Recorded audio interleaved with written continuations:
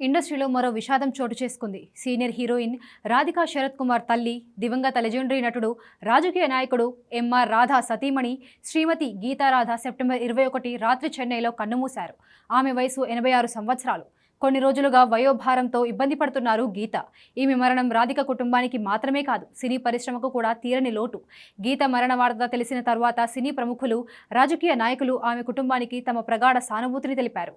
రాధికా శరత్ కుమార్ తన తల్లి మరణంతో తీవ్ర దుఃఖంలో మునిగిపోయారు. ఆమె తన తల్లితో ఉన్న అనుబంధాన్ని గుర్తు చేసుకుంటూ సోషల్ మీడియాలో పోస్ట్ చేశారు. గీతారాధ సినీ పరిశ్రమలో ప్రత్యక్షంగా పనిచేయకపోయినా ఆమె కుటుంబం సినీ రంగానికి చేసిన సేవలు అపారమైనవి. రాధిక తండ్రి ఎంఆర్ రాధకు గీత రెండవ భార్య. వాళ్లది ప్రేమ వివాహం. ఈ జంటకు రాధిక, నిరోష అనే 2 కుమార్తెలు, రాజ్ అనే కుమారుడు కూడా ఉన్నాడు. తన పిల్లల భవిష్యత్తు కోసం ఎంతో కష్టపడ్డారు గీత. ముఖ్యంగా రాధిక దక్షిణాదిలో అగ్రనటిగా ఎదగడంలో ఆమె తల్లి గీత పాత్ర కీలకం. మొదటి నుంచి కుమార్తె రాధికను సినిమా పరిశ్రమలో ఎదిగేలా చేసింది ఆమె తల్లిగారే.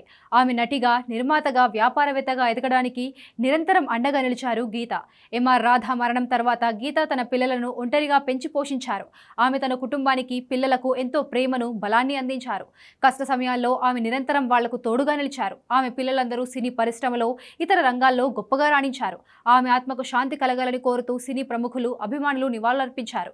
గీతారాధ జీవితం ఒక తల్లిగా, ఒక భార్యగా, ఒక స్ఫూర్తిదాయకమైన మహిళగా ఎందరికో ఆదర్శం.